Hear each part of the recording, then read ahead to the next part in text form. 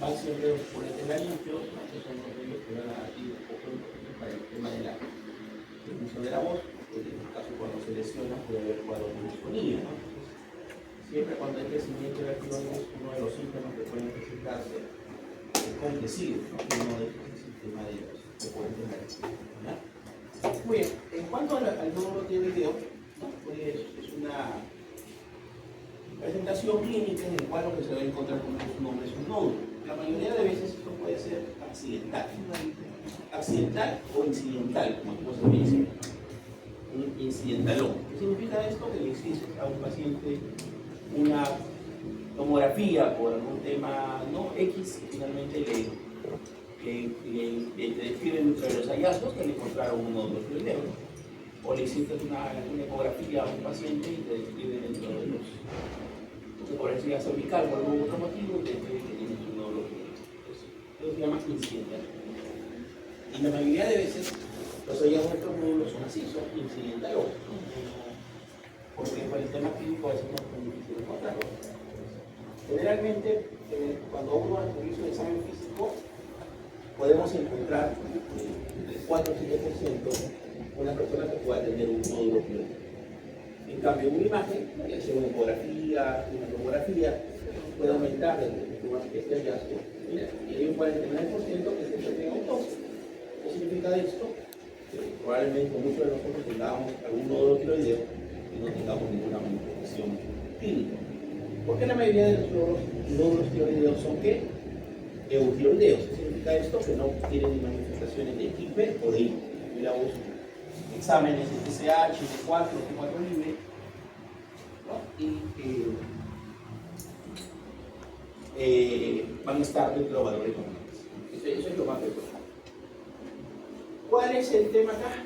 Es que de estos nódulos, que dijimos que en su mayoría, el 80% son benignos, hay un pequeño porcentaje que va entre el 5 hasta el 15 hasta el 20% de literaturas que pueden ser tumores, ¿no?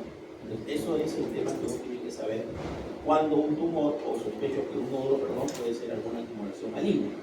Generalmente las tumoraciones malignas solamente se observan, no hay que tener identificaciones de los tratamientos, tratamiento de observación. Entonces, estos nódulos los vamos a tener en tratamiento de mujeres y en mayores. ¿Cuál es la importancia clínica? La posibilidad de que esto podría ser un cáncer. Muy bien, en cuanto a la etiología, esto puede ser multifactorial, está muy relacionado a esto de la TSH, que es la hormona estimular de la tiroides, ¿no? Cuando hay crecimiento de la tiroides, pues hay cáncer, ¿no? Lo que se trata es de suprimir la TSH para que no haya crecimiento, ¿no? Otros factores ambientales, por ejemplo, es el tema del yodo. ¿Dónde hay mayor cáncer o nódulos tiroideos? Donde hay deficiencia de yodo, otro factor asociado. Radiaciones, ¿no? Por ejemplo, alguien que tuvo por algún tema una irradiación tiroidea o una irradiación cervical, ¿no? Alguien es una persona que tiene mayor riesgo, ¿no? Ya decíamos, estos antecedentes importantes para pensar que este nódulo tiroideo de alguna forma pueda tener algún componente maligno, es esto. Si tengamos una presente irradiación, lo que decíamos, irradiación de cabeza y cuello, ¿no? Antecedentes familiares de carcinoma medular o papilar tiroides, que estos son un poco de tipos de cáncer que vamos a ver más adelante. Porque si yo tengo familiares de primer grado que tienen estos antecedentes, si tengo un nódulo tiroideo, puedo aumentar el riesgo de que también este nódulo sea diabetes. Un nódulo tiroideo en edad existente, menos de 20 años, mayor de 30 años, también pienso que el nódulo podría ser de características malignas. Por lo que decíamos, el tema de sintomatología asociada por compresión o crecimiento, ¿no? Ronquera, disfonía, discapacidad. Que haya presentes en estas manifestaciones, pero uno cierto. Factores de riesgo. Tengo un nódulo tiroideo y algunos de esos factores puedo pensar que por ahí podría ser. ¿Qué decíamos? La mayoría que van a ser asíntomas. Eutiroideo, que no afecta a la función tiroidea. En algunos casos puede haber ¿qué? Hipertiroidismo. Pero si tengo un nódulo y tiene manifestaciones de hipertiroidismo, a mí debo de alegrarme. ¿Por qué? Porque son benignos. Los que son, es decir, los nódulos que tienen funcionalidad hipertiroidea, es decir, T4, T3 aumentada, TSH disminuida, es bueno, porque finalmente, por ejemplo, la TSH disminuida que dijimos, es bueno, ¿no? Porque finalmente la TSH aumentada es lo que puede hacer que haya mayor riesgo de demociogénesis o cogénesis. Entonces, en este caso, el hipotiroidismo siempre tiene mayor probabilidad de que sea un cuadro de dolor. Puede haber dolor, lógico, de acuerdo a la población, que no tiene más de Pero ¿cuál es el tema? Que a veces la parte de la historia del examen físico tiene poca capacidad para identificar la tiroides. Por lo tanto, necesitamos otro examen. No solamente nos basamos en los antecedentes y en la clínica. Por ejemplo, cuando voy a analizar el tumor, podría ser de alguna forma características de malignidad cuando un nódulo es grande, cuando el pecho es una piel como la piedra, cuando no duele, como tiene cambios acompañados a la parte de la masa, clínicamente todo.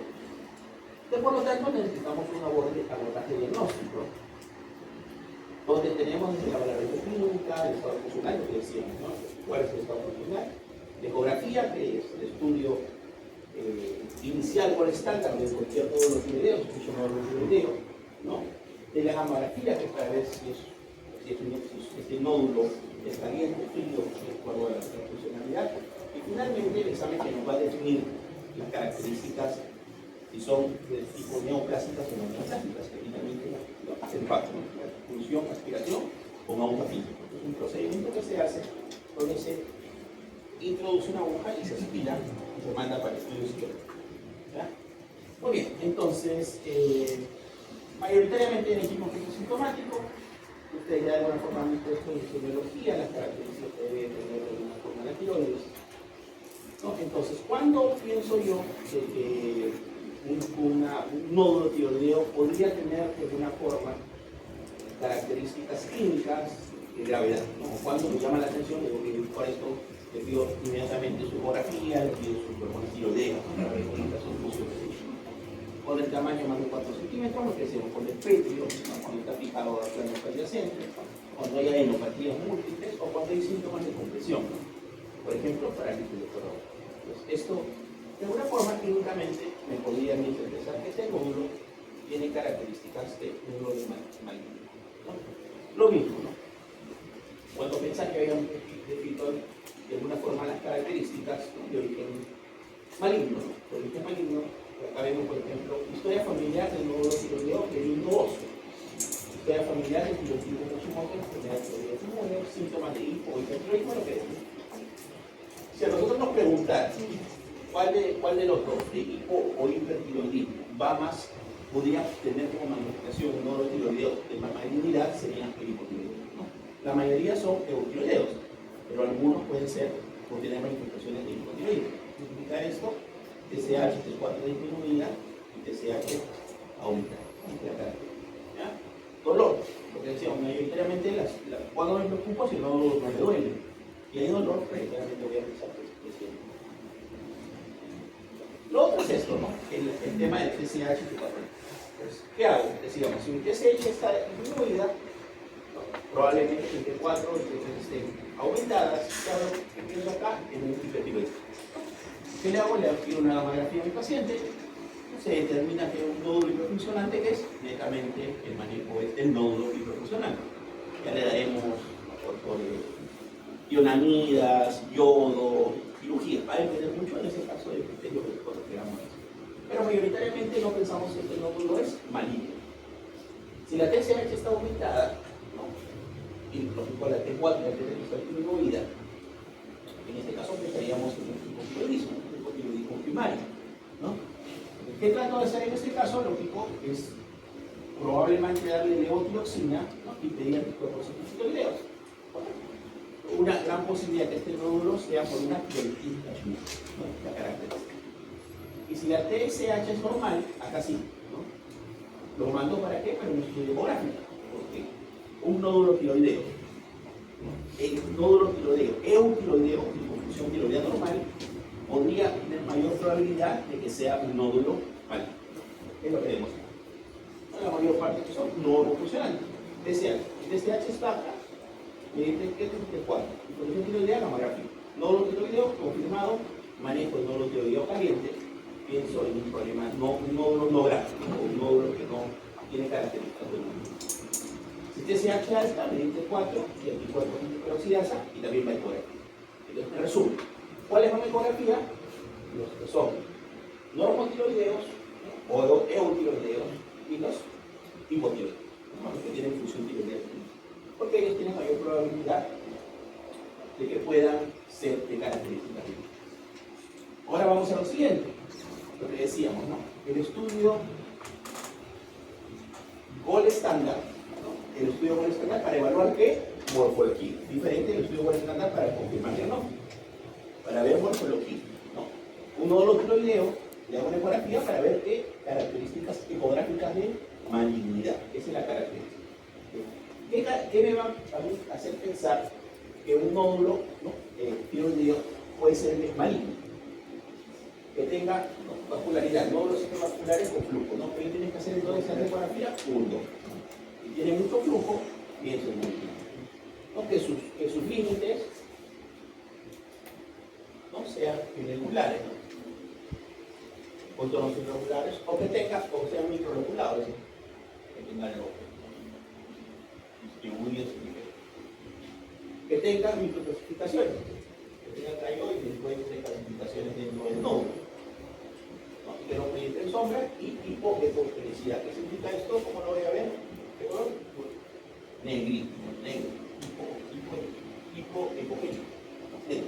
Un nódulo negro hipopogénico me hace pensar que puede ser maligno, que puede ser maligno. Estas que son características ecográficas, ¿no? Características ecográficas.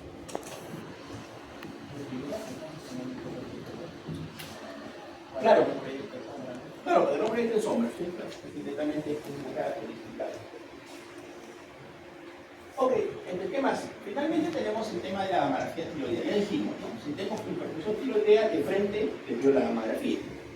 Si no tengo función tiroidea SH4, acá es el tema de lo importante. En este caso, la gammagrafía, ¿no? De los nuevos tiroideos que dijimos, los que son hiperfuncionantes, que son los menos frecuentes. Pero ¿cuál es lo bueno? Que prácticamente ninguno tiene características o pensemos en ellas. En los isofuncionantes, ¿no? Que son casi digamos, los segundos, casi muy parecido a los funcionantes. Pero ¿cuál es el problema acá? Que ya aumenta, ¿no? Aumenta el porcentaje de malignidad. Y los hipofuncionantes son los mayores, ¿no? Y casi la malignidad también mayor. Por eso que los nódulos isofuncionantes o hipofuncionantes, ya sea gamagráficamente y o laboratorialmente, son los que van a ir a ecografía para determinar sus características y ver si tienen criterios de salud. Eso es un poquito para que puedan. Evaluación funcional del nódulo, sospecha de tiroideo, nódulos calientes y refractantes, entendible. ¿Dijimos? ¿Lo mandamos a biopsia? No es indicado. Nódulos fríos, hipo o normofuncionantes. 5 a 6 malignos. ¿Van a ecografía? Sí, van a ecografía y probablemente si la ecografía tiene signos de qué? De malignidad o signos de nódulo tiroideo maligno que van a ir a biopsia.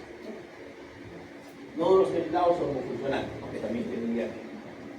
Nódulos refractantes o hipofractantes, estudio como un caso de sensación humano alta, ecografía. Eso es un poquito de la parte de la evaluación. Finalmente, le hice hipofuncionante, normofuncionante, con ecografía, ¿no? Con signos característicos o con signos de malignidad, ¿a qué va? A esto, ¿no? A la función, aspiración con aguja fría.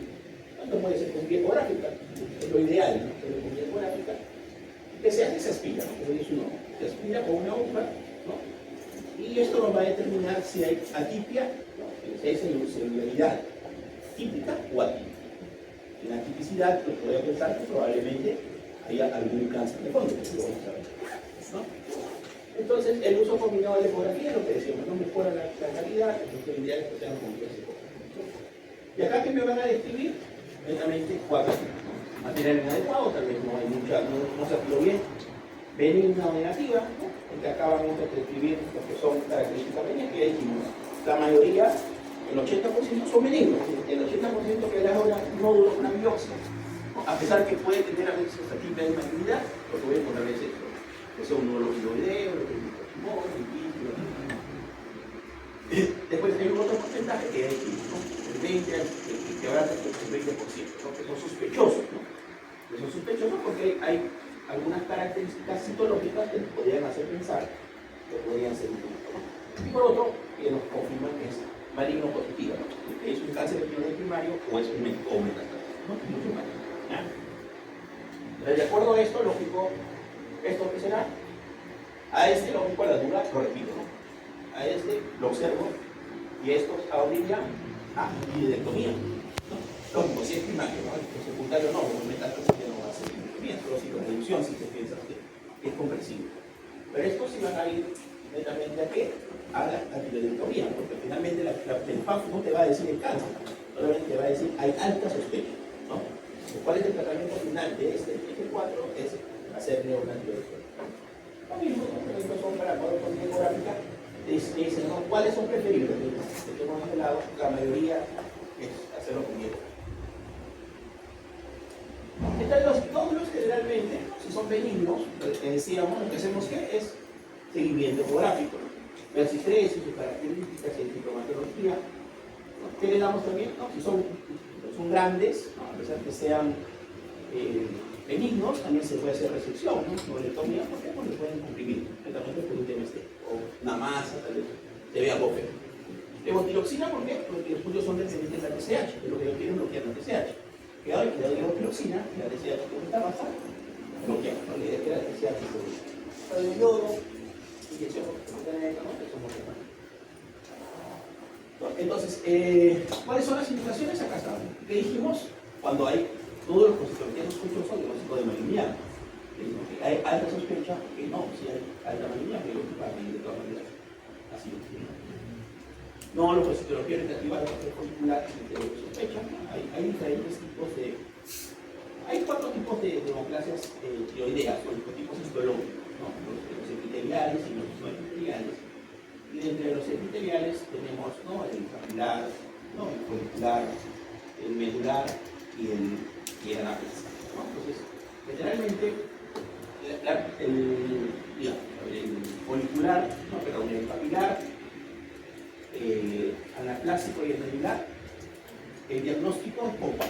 Te va a decir así las características de las células, y te va a decir cuál es probablemente el tipo histológico. En cambio, los foliculares, que son un tipo histológico de cáncer, generalmente pues si necesitas, si te dicen patrón folicular, sí o sí tiene que hacer tiroidectomía, ¿no? Porque el diagnóstico de estos no es tanto citológico, sino por anatomía patológica, porque pueden ser benignos o podrían ser benignos, malignos. No te da cierta seguridad.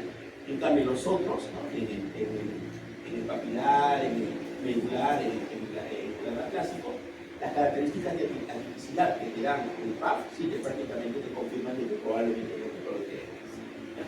Eso es lo más importante.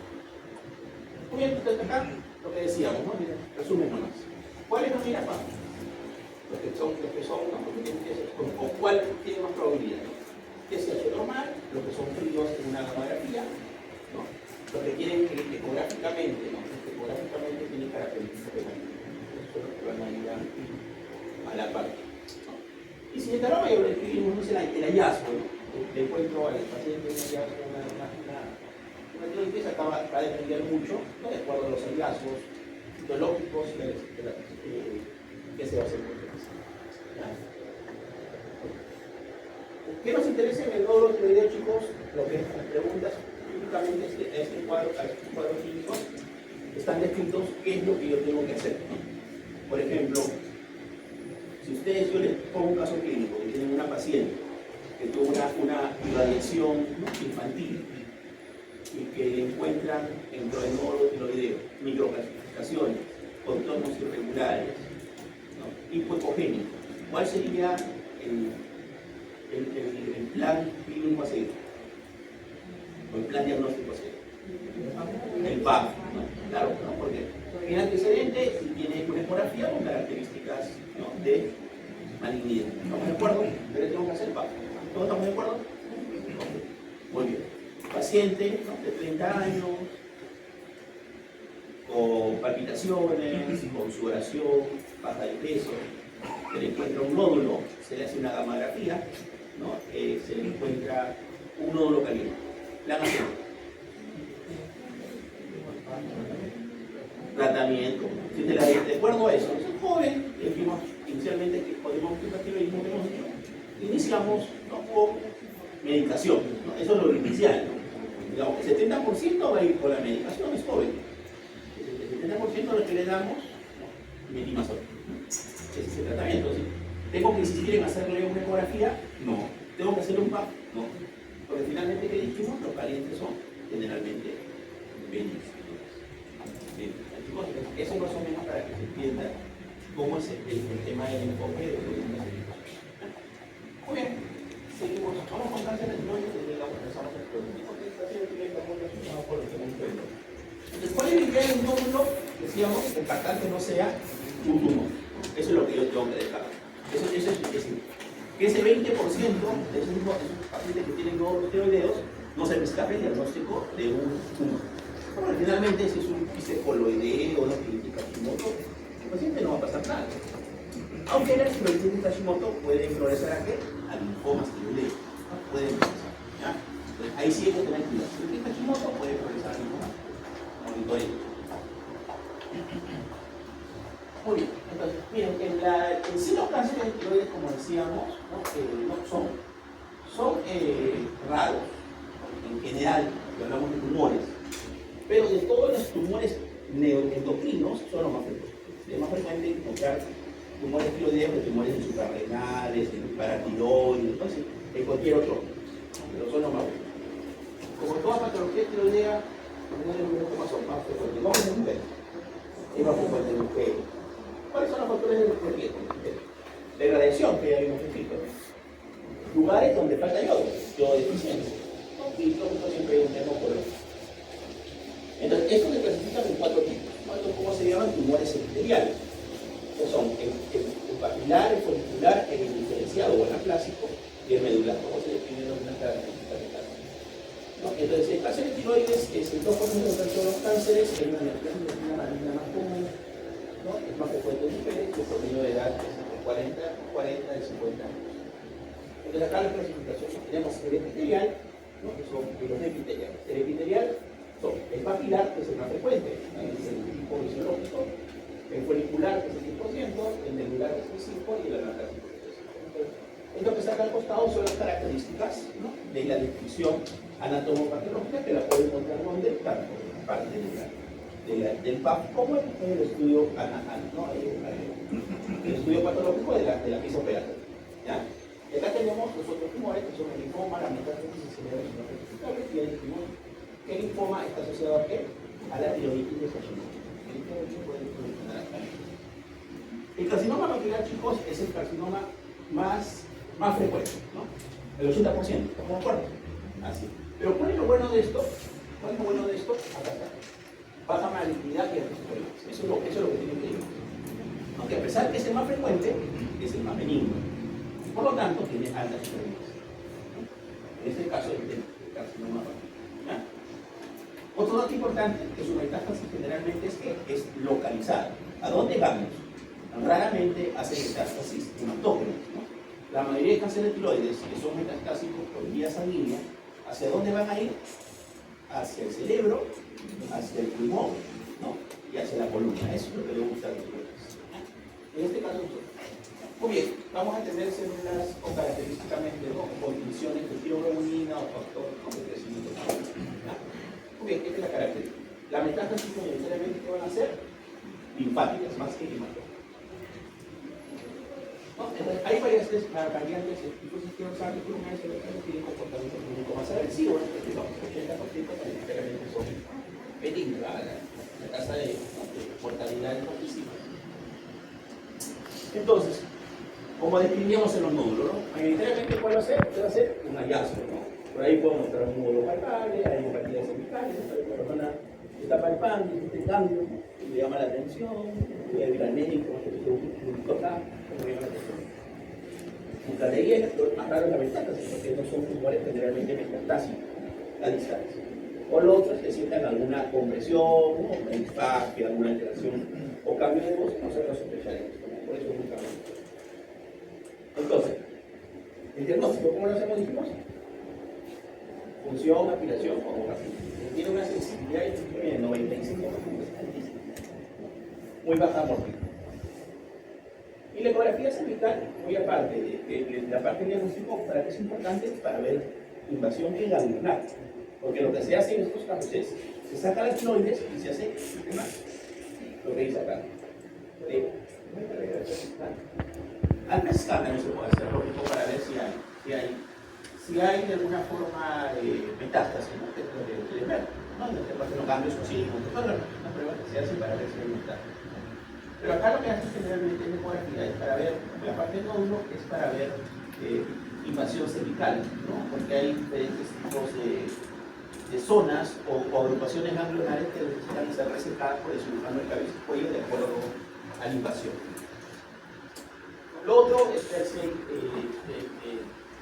hacer estudios, ¿no? Resonancias, receptoras, para ver si hay invasiones metastásicas. La biología y la invasión, no sé si PNM o no, para que conozcan que hay una invasión de ¿ya? Tratamiento, ¿qué le tengo que hacer? Saco la tiroides, toda la tiroidectomía total. ¿Qué hago ahí? Para disminuir la recurrencia local, ¿no? ¿Qué otra cosa me puedo dar después? Yodo radioactivo. ¿Para qué? Las pocas células neoplásicas que queden, las mato. Ahí queda ya el tema del yodo y finalmente esto tiene un seguimiento y también le puedo dar levotiroxina, ¿no? Como parte del tratamiento. ¿Para qué? Para que la TSH esté de alguna forma bloqueada. Porque lo que yo necesito en este caso es que decimos que la TSH no aumente, porque muchos de los tumores son TSH dependientes. Y lo otro que necesito algún marcador de recurrencia de enfermedad, es la tiroglobulina. La tiroglobulina no es para el diagnóstico, es para qué? Para el monitoreo. Generalmente una tiroglobulina estaba tal vez alta, bajó con la cirugía y después le hago un control de 6 meses, un año, la tiroglobulina se elevó. ¿Qué pasa? Probable recurrencia. Me sirve para seguir. Pero yo radioactivo, yo digo, se administra las 4 semanas post-tiroidectomía con niveles de TSH mayores de 30, es decir, eso es lo ideal, que se aumentar. ¿Para qué? Para finalmente, ¿cómo hacemos el control? Para finalmente darle levotiroxina, ¿cuál es la idea? De tener un TSH 30, ¿qué significa acá? ¿Cómo estaría en este caso? ¿Cómo estaría? Disminuida, así es, probablemente, ¿no? Entonces, ¿qué tengo en este caso? Tengo la TSH elevada, pero ¿qué dijimos? ¿Cuál es la idea?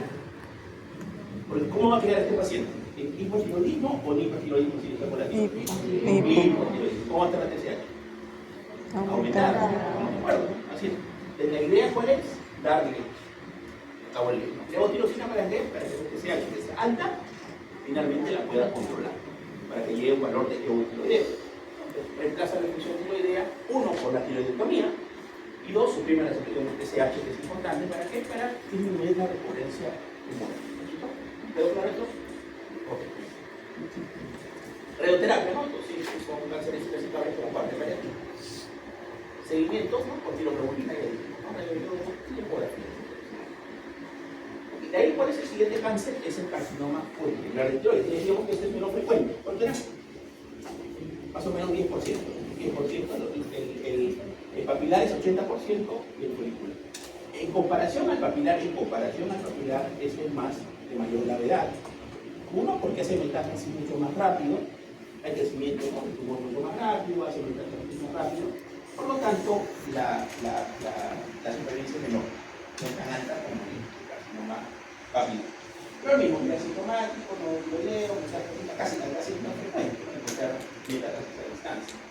Y esa puede ser el hallazgo, ¿no? A veces te encuentras, das un paciente una placa de tórax y encuentras múltiples nódulos. Ustedes lo han visto también en radiología, ¿no? Cuando veo metástasis pulmonares, ¿no? Que se le llama como, radiológicamente la placa de tórax.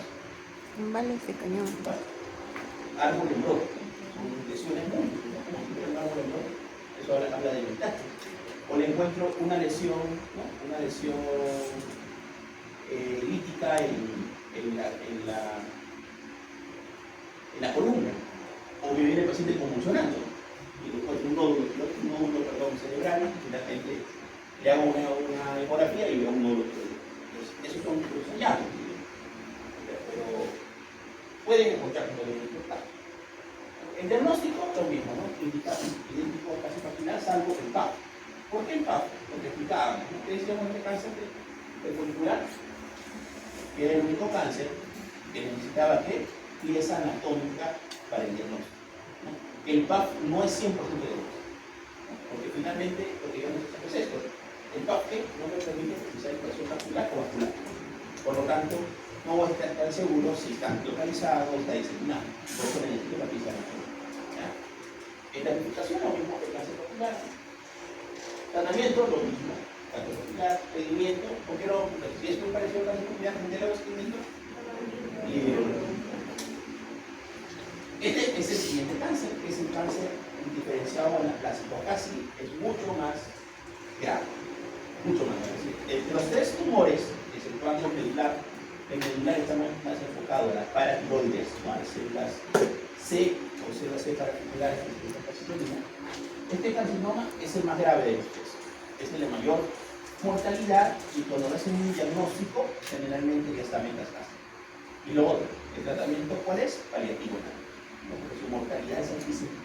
Prácticamente a los 6 meses ya es el 60-70% de pacientes ya fallecieron. Imagínense, claro. Alta malignidad, es mayor, la evidencia es menos frecuente, ¿verdad? Pero es de mayor. Alta mortalidad, supervivencia 3 a 6 meses pacientes. Entonces, el tema es ese, ¿no? Generalmente es un cáncer muy avanzado. Clínica, timoración, crecimiento rápido, síndrome local, y el quimosador. ¿Dónde van a entrar? Pulmón, pues. Y ya está como metastásico, ya hago sacándole la tiroides, la tiroides va a estar completamente. ¿Qué le puedo hacer? Tal vez radioterapia localizada, ¿para qué? Para disminuir el tumor nada más, ¿no? O cirugía de reducción. ¿Qué significa eso? Que entras a las operaciones, pero no para quitar el tumor, sino para sacar ganglios y ver si puedo sacar algún tumor para mejorar la calidad de vida, ¿no? Hay que depender mucho del paciente, ¿no? De 70 años, ¿no? Con postgradito, dependiente, para que lo reemplazara nada más, ¿no? Tranquilamente, digo a la familia, le explico bien, y la gente está bien, la alta mortalidad, el manejo debe ser realmente correcto. Diagnóstico lo mismo. ¿Cómo hacemos el diagnóstico? El diagnóstico es lo mismo. Tratamiento, terapia muscular, lo que explicábamos, ¿no? Cirugía suprarreductiva, con la quimioterapia y medidas paliativas. El último cáncer es el cáncer medular de tiroides. Este cáncer, los tres primeros son dependientes de qué? De la tiroides, ¿no? Son células epiteliales tiroideas. Esta no, el cáncer medular de tiroides va a depender de qué? De las células paracirculares productoras de la citolina o células C, ¿no? Que son las células paratiroides, ¿no? Que van a encontrarse, o cuál va a ser su principal función, secretar calcitonina. Estos tumores medulares hay dos tipos, ¿no? Los esporádicos y los familiares. ¿Qué significan los esporádicos? Que por ahí aparece en una persona, ¿no? Que no hay ningún antecedente familiar de importancia. En cambio, los familiares, ¿qué significa? Es al revés, es decir, que hay familiares que han tenido ese tipo de cáncer. Acá lo tenemos que son las mismas clases entre la dosa y la dosa. La dosa que tiene es el cáncer medular de tiroides, feoproctoma y preparatorio. Esas tres enfermedades le dan una neoplastomía multipedosa. Y el 2B es el citomegalo, pero el carcinoma medular de tiroides como está el neurofibromatosis. Muy bien, entonces son esporádicos, unilaterales y presentan en la vida los esporádicos, ¿no? Y los familiares son multifocales, laterales, segunda o cuarta década de la vida, ¿no? Compromiso mandibular, ¿no? Lo mismo, al 30% de los mexicanos al diagnóstico y la mortalidad de los 10 años, 30%. Para las formas esporádicas y el 70% para los ¿cuáles tienen mayor mortalidad? Los esporádicos, ¿no?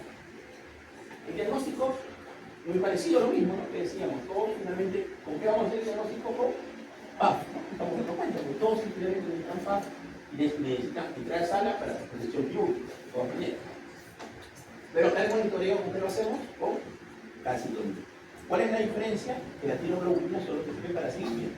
La calcitonina te sirve para qué? Para el medular entorno, para diagnóstico y seguimiento. ¿Ah? Generalmente la calcitonina muy alta nos habla de qué? De gravedad. Si es más alta, más tumoral, y mientras mucho más alta, pues habla de metastasis, ¿no? Entonces, esa es la diferencia con la tiroglobulina. Igual, tiroidectomía, precisión ganglionar, ¿no? Que hemos conversado, no hay reconstrucción tiroidea, radioterapia, que son las características, y cómo hacemos el seguimiento con calcitonina. Acá lo que tienen que hacer es un cuadrito, ¿ya?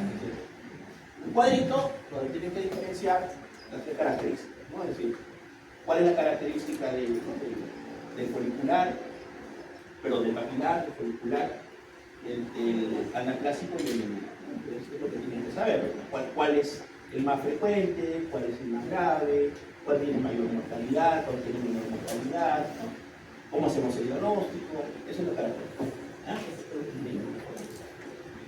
Muy bien, continuamos con la siguiente clase, que es la última clase de hoy. Y ahí nos quedan 2 diabetes y policemia, no vamos a hacer, ya dijimos, y prepárate a poco. Escuchen esto de la que es de la parte de la. Muy bien, la tiroiditis, chicos, ya lo vimos la semana pasada, había una diapositiva y tuvimos que ampliar. Pero en resumen, la tiroiditis, como dice su nombre, es una inflamación de la glándula tiroides, ¿no? Decíamos que la tiroiditis puede ser de dos tipos, de tres tipos, ¿no? Pueden ser agudas, subagudas y crónicas. Las agudas, generalmente son bacterianas, ¿no? Es como una infección. ¿Cuál es la bacteria más frecuente asociada? El Staphylococcus aureus, ¿qué va a hacer? Va a ingresar de alguna forma por vía hematógena a tiroides y finalmente ¿qué va a producir? Una inflamación tiroidea, una tiroiditis, ¿no? Y en algunos casos mejora con antibióticos, en algunos casos se acceda, hay que ver. Clínica, ¿qué clínica va a presentar? Fiebre, ¿no? Dolor, aumento de volumen, enrojecimiento, leucocitosis, empecé a relevar. Tratamiento, y no está accedado, antibióticos, y está accedado, drenaje negativo. Esto es lo que tenemos que hacer. Y ahí hay otro que es los subagudas. Las subagudas generalmente son virales, ¿ya? ¿Cuál es la historia clínica importante ahí? El antecedente de un cuadro respiratorio básico. Una rinifaringitis, un resfrío común, una rinofaringitis, ¿no? Una bronquitis, un cuadro respiratorio alto agudo, que finalmente, ¿qué va a hacer? Que el paciente a los días, a la semana, esté con ¿qué? Con un dolor en el cuello, ¿no? Un dolor en el cuello, puede haber febrícula, puede haber elevación del DCG, del PCR, pero lo que va a llamar la atención ahí es el dolor cervical y el antecedente de una infección respiratoria. Y por último tenemos las crónicas, que las crónicas son inflamatorias. ¿De qué tipo? Fibrosantes. Fibrosan de alguna forma la tiroides y fibrosan otras partes de nuestro organismo. Por ejemplo, el eritroperitón. Esas son las características más importantes. Ahora vamos a ir viendo con las tiroides. Las agudas, ¿de etiología cuál es? Las bacterianas, las subagudas y las otras todas, las tiroides por rotación. En las tiroides agudas, la bacteria más asociada es el Staphylococcus aureus, ¿no? En cuanto a la clínica, lo que decíamos, ¿no? Dolor en el cuello, dolor en la tiroides, fiebre, escalofrío, cualquier infección, una infección bacteriana. Palpaciones dolorosas, ¿no? Le va a doler el cuello, Pero acá generalmente no va a haber alteración de la función tiroidea. ¿Sí? Mayoritariamente no va a haber ni linfo ni linfoma, ¿no? Normofunción. Yo le pido la TCH, como actividad debería salir, ¿no? ¿Ya? Acá decíamos, ¿no? Leucocitos, SGOP. Le quiero hacer un drenaje a este paciente, ¿no? Cuando está accedado a algún drenaje que voy a encontrar, lo que por células no clásicas, no, encontrado por el polimorfismo. Les mando este papel. Tratamiento antibióticos para el tema de la infección, un drenaje, ¿no? Y algunas complicaciones, ¿no? Que puede haber. ¿Qué parece? El cuello está muy cerca, ¿dónde? Hacia la parte de la esofaringe del mediastino. Eso es una infección grave. Es decir, esto, las tiroiditis infecciosas bacterianas, mayoritariamente, si el paciente es inmunocompetente, no pasa nada. Pero el tema es que si no diagnosticamos rápidamente, porque la infección rápidamente se puede disecar la parte de retrofaringia o puede irse por el mediastino. Y ahí sí, si se va al retrofaringe, se va al mediastino, ya fui. Entonces la idea es diagnosticarla rápido. A la sospecha clínica, no siempre un paciente que viene a la consulta con fiebre, ¿no? Con dolor de cuello, le veo acá rojo, no voy a pensar que sea algo raro. Una ecografía inmediatamente para definir el contexto. ¿Qué es el ecografía? Independiente de tiroides, ¿qué es una tiroiditis aguda? Inmediatamente cultivos antibióticos, veo la ecografía, ok, está escribe el accedado, dreno, antibiótico. No está accedado, antibióticos y veo la evolución. Siempre monitorizando estos riesgos de infecciones. Toco, ecografía, ¿no? Ya hemos explicado con la tiroides subaguda, que acá decíamos que de alguna forma son virales, ¿no? Virales, y acá es importante, ¿no? Viene un montón de epónimos. En medicina, lo que trabajamos normalmente es sinónimos para nosotros. Otros nombres. No purulenta, ¿por qué? Porque no es producida por bacterias. De ferraín, porque del ferraín lo realiza. Granulomatosa, porque produce granulomas. ¿No? Ovírica, ¿por qué? Porque es producida por virus. Entonces, ¿cuál es el dato importante acá? Suele presentarse por seguridad y funciones respiratorias. Lo que voy a tener acá, tiroides aumentada de tamaño, dolorosa, puede haber fiebre, lo que decíamos, y acá sí va a haber manifestaciones clínicas. ¿Por qué? Porque finalmente hay una inflamación subaguda, y ¿qué va a hacer esto? Que libera hormonas tiroides. ¿No? Es decir, pero no nuevas hormonas tiroides, sino las que estaban ahí. Por ejemplo, las hormonas tiroides hay algunas que salen y otras que están ahí organificadas o están esperando salir. Entonces, ¿qué va a hacer? Inflama y libera. ¿Qué va a tener el paciente aparte de la tiroiditis? Manifestaciones de hipo, hiper o normofunción. Hiper, porque hay liberación de hormonas tiroides. ¿Qué va a tener? Palpitaciones, temblor, sudoración, manifestaciones de hipertiroidismo. Ah, claro, es que el hipo va a ser después. Porque generalmente esas tiroides, ¿qué hacen? Hacen hiper, de ahí hacen, ¿no? Hacen normofunción y de ahí hacen hipo. ¿Qué va a pasar? Algún porcentaje de estas tiroides quedan con hipofunción, con hipotiroidismo, y gran porcentaje recuperan su funcionalidad. Pero eso es lo que sucede. Si primero liberan, queda producir hiper, de ahí normofunción, ¿no? Y de ahí hipofunción. Algunos que hacen quedan hipofuncionantes, por ejemplo, quedan hipotiroideos, y otro porcentaje lo llevan a ser normofuncionantes. Esa es la evolución. Claro.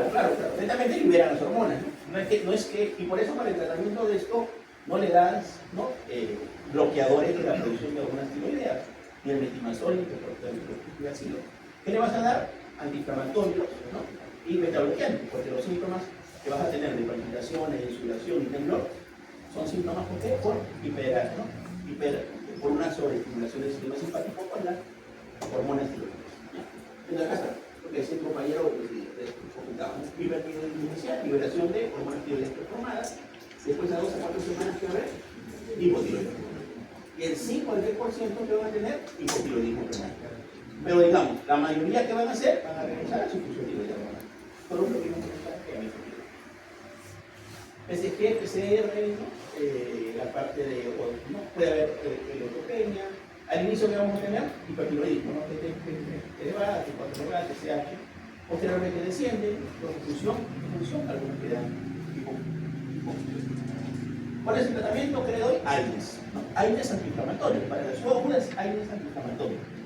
Si el paciente a pesar de eso sigue con mucho dolor, ¿no? O hay muchas manifestaciones de hipertiroidismo, no le voy a dar metamizol. ¿Qué le doy? Corticoides, ¿no? Corticoides.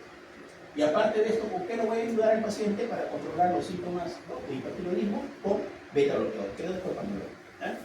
¿Cuál es el tratamiento? Entonces digo, ¿cuál es el tratamiento ideal o el manejo ideal, el tratamiento mejor indicado para un paciente que tiene una tiroiditis subaguda o una hipervaítis o dolorosa, ovírica o granulomatosa, que es lo mismo? ¿Qué sería? AINES o beta-bloqueador. Ese es el tratamiento. AINES o beta-bloqueador. Tiroides sin dolor, acá tenemos otro tipo de tiroiditis que son dolores sistémicos, generalmente gestantes, ¿no? Que es un tipo de sensibilidad.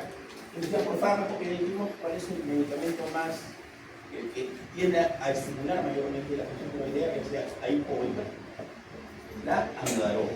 La amiodarona, la amiodarona es el medicamento más positérico que puede producir el síndrome o la afección de yo pase. ¿Es yo más no? Grace. Exacerbación. Le das mucho yodo y ¿qué te va a hacer? Hipertiroidismo. ¿Cuál es la otra? El yodo, que es diferente. ¿Acá qué es?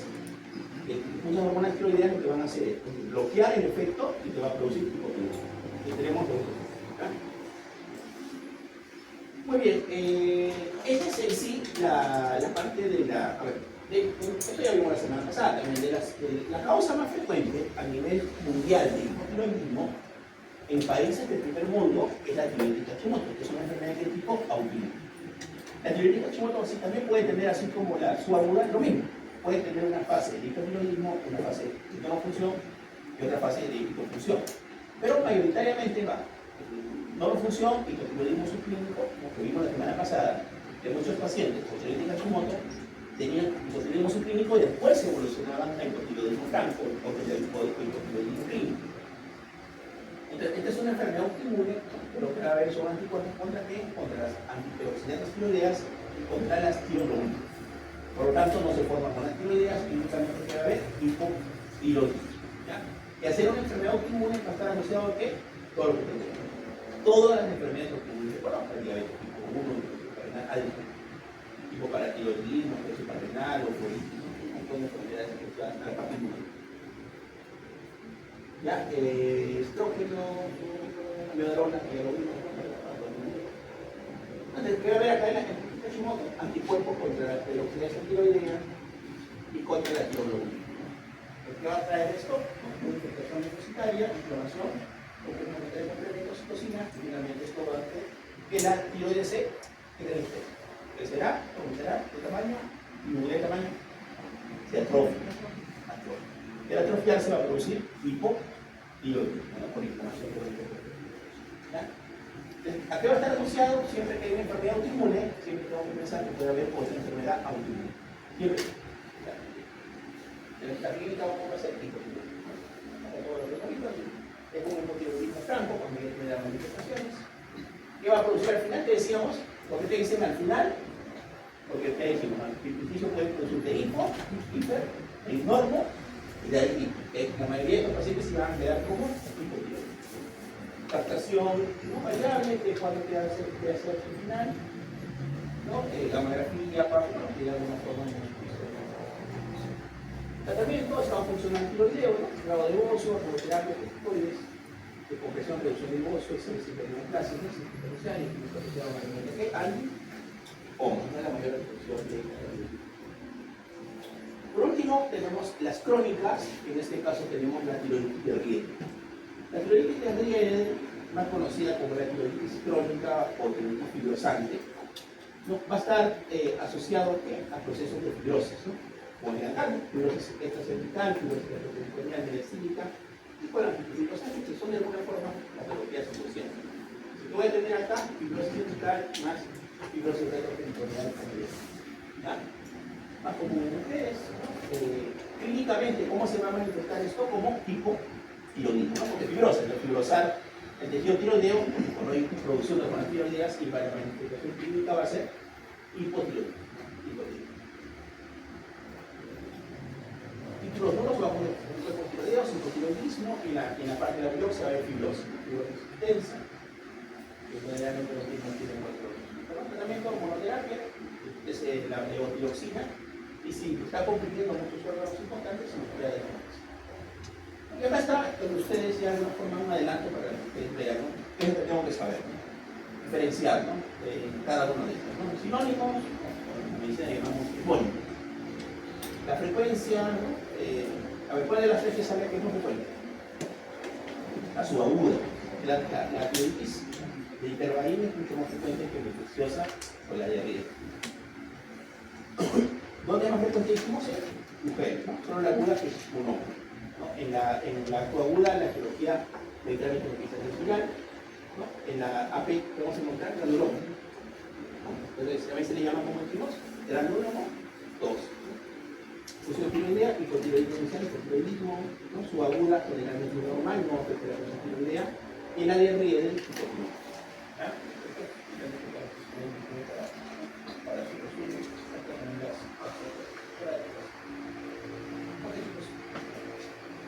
muy bien.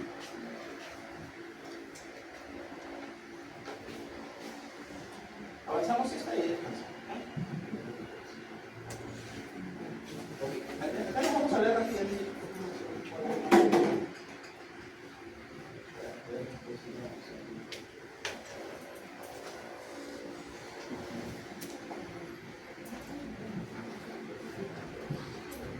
Entonces, nos toca hablar, chicos, de dos patologías, ¿no? Que son las situaciones diabéticas. Son conocidas como fisiopelicias, ¿no? La CAP, situación diabética, ¿no? Y el estado hipertensivo. Estas son las dos de la glucosa. ¿Ya? De la glucosa. Muy bien. Para esto vamos a recordar un concepto gratuito. Recordemos. Hígado, acá vamos a poner acá insulina. Para poner insulina, acá vamos a poner un cabo. Normalmente, ¿no? La función de la insulina, ya la vimos la semana pasada, es que actúa sobre tres órganos secretores: el músculo, el tejido adiposo y el hígado. ¿Ahora qué hace? Introduce glucosa al músculo, al tejido adiposo, y lo que va a hacer en el hígado es, de alguna forma, acumular glucosa en forma de ¿qué? De glucógeno. Eso es lo que es. Entonces, ¿qué pasa? Cuando a mí me falta insulina, ¿cuáles van a ser los órganos que van a sufrir órganos del sistema sanguíneo? O van a tener mayor alteración. ¿Qué va a pasar entonces, por lo tanto, en el hígado? Pero acá lo que tenemos que recordar es que si hay insulina, es que no hay nada de insulina o hay algo de insulina. ¿En cuál de las dos diabetes hay algo de insulina y en cuál no hay nada de insulina? Los dos.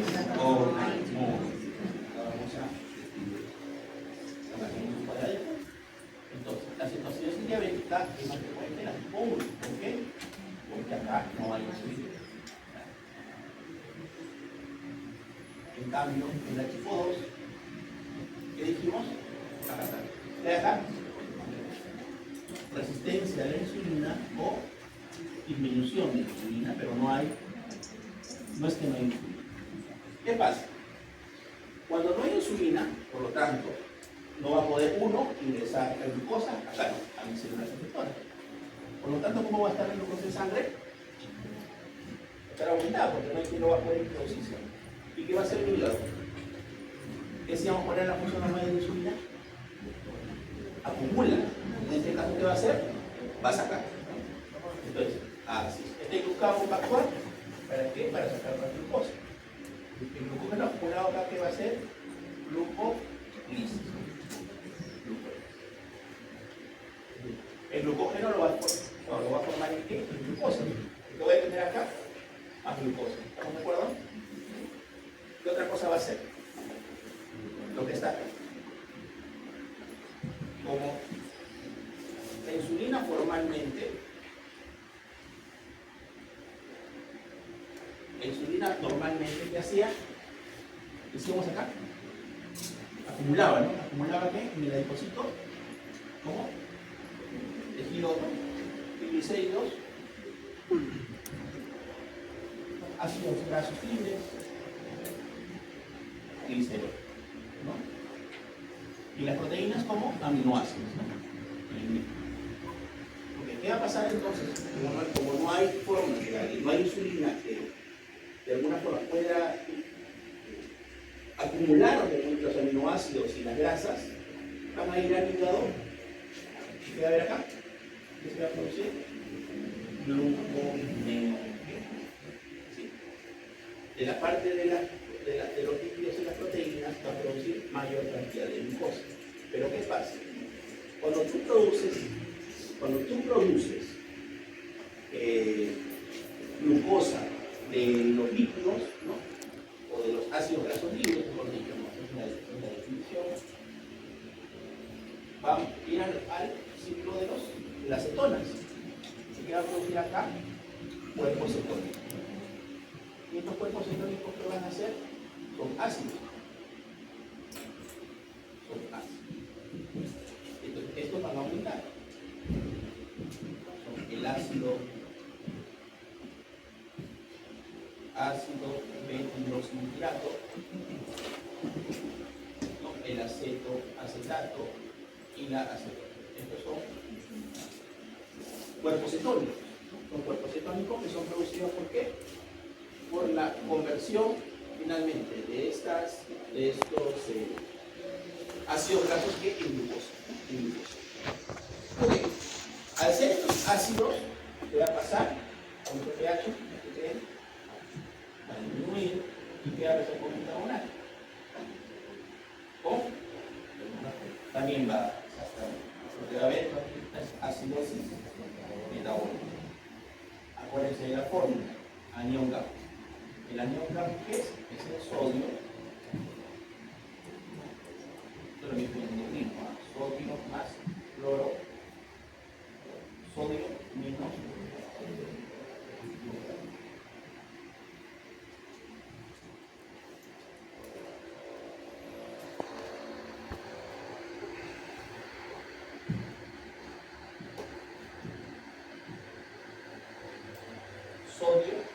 menos cloro más bicarbonato.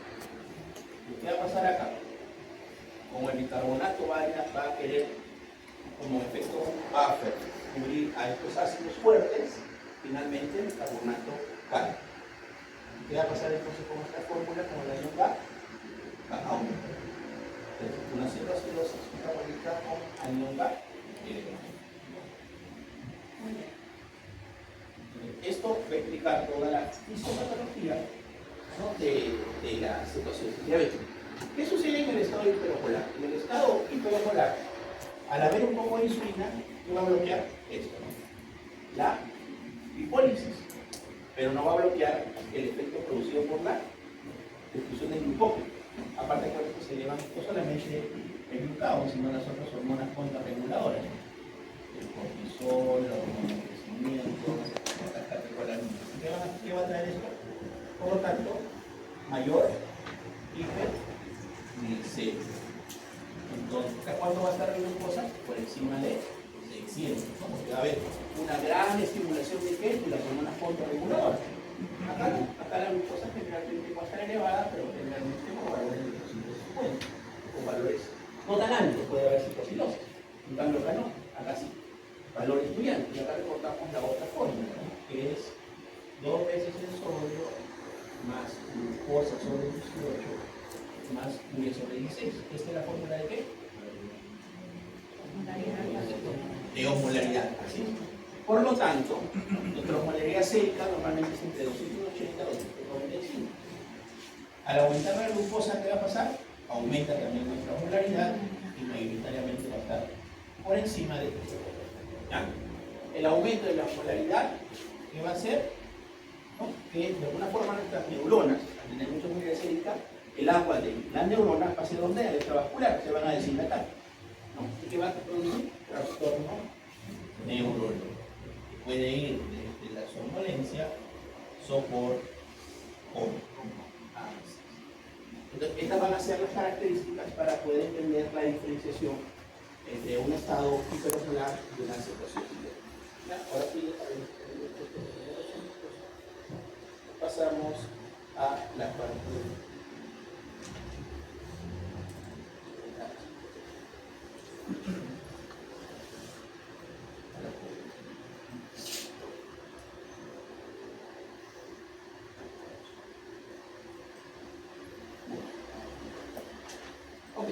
de la parte final. Entonces, la cetocidosis, a ver, resumen, la cetocidosis es más frecuente que diabetes dijimos. 1. ¿El glicémico hiperosmolar es más frecuente? 2. Son las complicaciones agudas, ¿por qué? Por elevación. En la cetocidosis, ¿qué vamos a tener? Cuerpo cetónico. Acá mismo. Dijimos hiperglicemia, ¿estamos de acuerdo? Acá te va a ver, no hay insulina, ¿no? Insulina no existe. Acá está la insulina, puede estar más o menos, ¿no? Puede haber insulina, o no puede haber insulina, pero no es que no haya. Disminución de insulina o hay resistencia a la insulina. Hay mucha insulina, pero que no puede ser utilizada porque se le olvida. Acá hay hiperglicemia, es la característica importante. De ahí que va a haber, como no hay insulina, se activa ¿qué? La gluconeogénesis. ¿Por qué? Por medio de los lípidos. Y los lípidos que van a hacer son los cuerpos cetónicos. Aumento de los cuerpos. Esto le va a traer hipercetonía. ¿Qué más dijimos? Como hay aumento del cuerpo cetónico, estos son ácidos, ¿qué va a pasar con la acidosis? Aumenta el pH. El pH de la acidosis metabólica con bicarbonato disminuido, por tratar de compensar, y en el anión ¿qué va a pasar? Aumenta. En cambio, en el estado hiperosmolar, acá el tema más importante va a ser el aumento de las hormonas contrarreguladoras, que van a producir más hiperglicemia sin necesidad de qué? De gluconeogénesis, ¿no? Porque no hay cetosis. No va a haber acidosis metabólica, no hay. Esta característica es importante. La osmolaridad cuando dice que va a estar elevada mayoritariamente, y acá va a haber hipocetonemia o hipocetonemia. Muy bien, entonces, un tercio de los niños van a debutar con hipercetosis. Muy bien, en cuanto a esto, ¿qué es más frecuente? Es la cetosis diabética. Es más frecuente que el estado hiperosmolar. Pero si ustedes me dicen cuál tiene mayor mortalidad, ¿cuál será? El estado hipermolar, ¿no? Por ejemplo, el diabético tipo 2. Para ser el diabético tipo 2, no tiene que ser un diabético de 60 años, que hace un estado hipermolar. Aparte de que entre otras enfermedades, probablemente sí. Diabético, hipertenso, renal, ¿no? Cardiópata, tiene mayor mortalidad porque a mayor edad y mayor comorbilidad. ¿Ya? La mortalidad sigue siendo alta, igual, ¿no? La mortalidad depende de la edad, lo que decía, ¿no?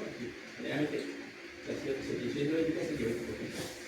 Y el pronóstico es peor en pacientes con adultos mayores, comorbilidades, hipertensión por lo que decía. Acá es importante otro, en cuanto al cuadro clínico, ¿no? Puede haber un estado hipermolar puro, ¿no? Donde solamente hay manifestaciones de estado hipermolar, puede haber una situación pura, y hay algunos casos donde hay mixto, que significa, por ejemplo, ¿no? Una glucosa, solo para entender, una glucosa en 800, pero ¿qué pasa? Tengo un pH en 7.2 y aparte tengo un bicarbonato en 15 y tengo cuerpos electrónicos positivos. ¿Qué será esto? No, es cetoacidosis, cumple el criterio de cetoacidosis y también estoy hipermolar, ¿no? Así es, se llama estado mixto. Tienen de los dos componentes. La cetoacidosis diabética pura tiene un rápido comienzo, es decir, rápidamente el paciente estaba bien en la mañana y en la tarde se comenzó rápido, evoluciona rápido. En cambio, el estado hipermolar es lento, en días, en semanas. Es decir, suave. Acá hay déficit de insulina, acá hay déficit parcial de insulina. ¿Cómo, no? Claro, exactamente. No tiene mayor, entre comillas, tolerancia a la hiperglicemia. Aparte es que también hay que entender que la cetoacidosis, la mayoría de veces la sintomatología va a ser objetivo por el aumento del cuerpo cetónico. Eso explica mucho la fisiología. Muy bien, si le preguntáramos en el examen cuál es el principal factor compensante para que un paciente diabético 1 o 2 haga este cuadro, ¿cuáles son las linfos? Otro que es tratamiento con insulina adecuado, tratamiento de diabetes tipo 1, diabetes tipo 2, excesivo consumo de alcohol, el esfuerzo de hacer moderaciones, medicamentos, puede ser hiperglicemia. El estado hipermolar, lo mismo, siempre infecciones, acá puede estar asociado a enfermedades que pueden aumentar el estrés, ¿no? El estrés por la parte metabólica o el cortisol. ¿Cuáles son los factores precipitantes? En algunos más que dijimos, lo más frecuentemente son las infecciones, el cuadro de lo mismo, ¿no? En el estado hipermolar que dijimos eso, ¿no? Hay aumento de las hormonas contrarreguladoras, ¿no? Esto va a hacer que incremente la glucogenólisis, el aumento de la glucógeno, el incremento de la gluconeogénesis no es tan frecuente, no va a poder ser utilizada esta glucosa, esto que va a producir hiperglicemia, esto produce glucosuria de utilización osmótica, incrementa las mortalidades y otros. Muy aparte de aumento de niveles de citoquinas inflamatorias por la ovulación, por ser que estos pacientes tienen más riesgo de que de drogas. Claro, hiperviscosidad, cortesía de acción, y por lo tanto no hay riesgo de trozos. En la situación diabética acá no hay, como no hay insulina, acá que se va a activar la glicólisis. Cuando hay aumento de la proteinación rápida, que se va a producir cuerpos secos, por lo tanto se va. Por lo demás, me parece. Muy bien, acá cuál va a ser la clínica, ya dijimos, ¿no? Evolución rápida, ¿no? Los dos pueden tener poliuria, polipsia. Hay algunos datos característicos, por ejemplo, esto, ¿no? Náuseas, vómitos o síntomas digestivos es lo que puede ser el proceso. Respiración de estos más dulces, una respiración compensatoria. Es el paciente hiperventila. ¿Para eliminar qué? CO2, porque el CO2 está ácido o alcalino. Ácido. El CO2 al ser ácido quiere eliminar mayor cantidad de ácido, porque el cuerpo está ácido. ¿Qué hago? O limpio. aumento mi frecuencia respiratoria para eliminar mayor cantidad de gases. ¿Ya? Muy bien.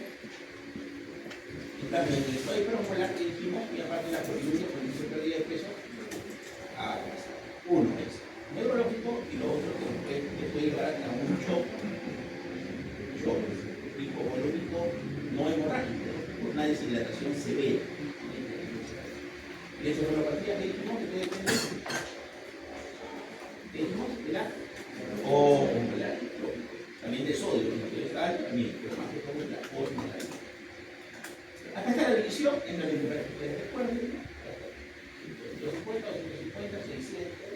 Mientras más bajo el pH más grave, mientras más laboratorio más grave, las cetonas van a estar positivos, donde va a haber osmolaridad aumentada, puede mejorar, el anión GAP va a estar aumentado también acá, en la variable, acá el grado más grave se puede llevar hasta estupor, pero el grado hiperosmolar se puede llevar hasta ahí. Yo les pregunto, ¿cuál de los dos produce mayor alteración neurológica? El estado hiperosmolar. El estado hiperosmolar. ¿Y eso es explicado por qué? Por el aumento de la osmolaridad. Muy bien. Entonces acá que vamos a tener hiperglicemia, cetonemia, ¿no? Todo lo que de alguna forma hemos visto. No hay que corregir la parte de deshidratación, acidosis, hiperglicemia, hiperglicemia. ¿Qué le voy a dar? Primero, hidratación a todos. El hidrato con cloruro de sodio, ¿no? Los hipotiroides cardiópata, renal, no le doy tanto volumen. Está en shock, ¿no? El shock hipovolémico, pues puede estar el shock hipovolémico, le doy cloruro. Deshidratación leve, acá veo cómo está mi sodio, ¿no? El sodio está normal o elevado, le doy soluciones al medio normal. Agua destilada más una polladita de sodio.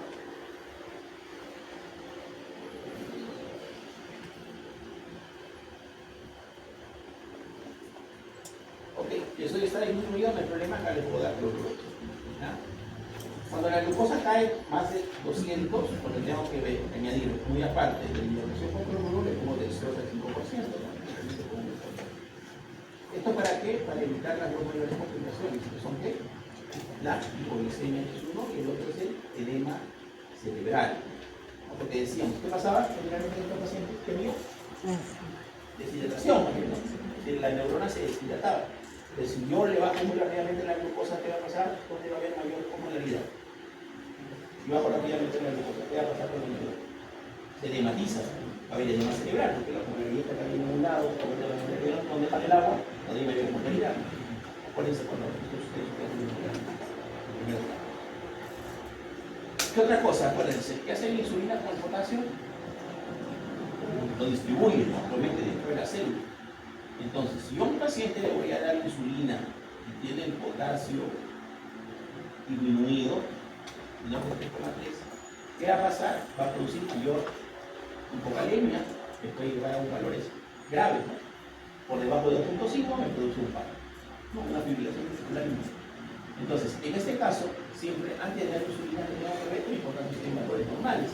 ¿Para qué? Para yo tranquilamente poder iniciar mi insulina. La pregunta es la siguiente: ¿qué electrolito tengo que evaluar antes de iniciar insulina en un cuadro de potasio reintroduce potasio, redistribución? Si la glucosa no cae, después se va aumentando la dosis. Lo mismo cuando está menos de 200, le baja la infusión, le ponen dextrosa para qué? Para evitar la hipoglicemia y la glicemia. Otra cosa que está, el potasio. Si mi potasio está normal, ¿qué hago? A la hidratación le pongo calio, ¿no? Cloruro de potasio al glucosa. Si mi potasio está alto, nada, no le pongo potasio, pero monitorizo mi potasio cada 2 horas. Lo otro que hay que hacer es corrección del fosfato, sí, corrección de electrolitos, ¿no? Corrección del magnesio. Y acá el tema es bicarbonato. Si el pH está menor de 6,9, ¿no? Mayor de 6,9, no limitar el bicarbonato. ¿Cuándo le voy a dar bicarbonato? Cuando el pH esté menor de 6,9. La pregunta está acá: ¿por qué motivo este paciente tiene cetoacidosis? Porque le falta bicarbonato o porque se consumió bicarbonato. Se consume. ¿Por qué se consumió bicarbonato? Por los cuerpos cetónicos. ¿Por qué se producen las hipocinas? Porque no hay insulina. Al no haber insulina, ¿qué hay? Aumento de cuerpo cetónico. ¿Estamos de acuerdo? Ok. Entonces, la forma de corregir la acidosis en estos casos no es dándole bicarbonato, sino dándole insulina. Exactamente. ¿Cómo corriges tú la acidosis en estos pacientes? Con insulina, porque la insulina ¿qué te va a bloquear? La cetogénesis. La cetogénesis. ¿Ya? Por eso que el pH, ¿no? Generalmente cuando estaba comiendo, no te compro la aire, de bicarbonato. Si no, no. En el estado hipermolar, acá ¿qué faltará más? ¿Insulina o agua? Agua, así es. Por la fisiopatología, ¿no? ¿Qué dijimos? Aumento de la molaridad, ¿no? Mayor poliuria, mayor osmótica, mayor poliuria, mayor calefacción. Eso no quiere decir que no le den insulina, también hay que dar insulina. Pero el tema más importante acá es que lo mismo, si le reposa acá y le ponen a la cosa, ¿no? El 25%, igual. Si le voy a iniciar insulina, tengo que ver el riesgo de camión, la misma vamos a insulina. Criterios de resolución. ¿Cómo digo que el paciente está yendo bien? Uno, que la glucosa está menos de 200. Otro, que el bicarbonato está mejorando, ya no está menos de 200, está aumentando. El pH está aumentando también. El anion gap estaba, digamos, en 15 y hasta el 10, está mejorando. Que los cuerpos cetónicos estaban positivos, ya están negativos, esto me habla de corrección. En el estado hipermolar, muy aparte de la glicemia, ¿no? La osmolaridad va bajando y voy calculando la osmolaridad. La osmolaridad que estaba en 720 está en 310. ¿Y qué pasó? El paciente que estaba en estado de sopor ahora está somnoliento. ¿Qué significa esto? Que está mejorando el estado de depresión. Va bajando esto, va bajando la polaridad, ya no es de 300, el paciente está despierto. ¿No? Aparte bajo la glucosa. Estos son criterios reversibles. Ok. Entonces, estado hipermolar, séptimo ácido citrico. Ok, nos queda la clase 15, Cushing y adrenal. 16:32, ya tenemos 17:50, ¿verdad? Ya, desplazamos entonces 15 minutitos o 13 minutos. 16:45 empezamos para terminar la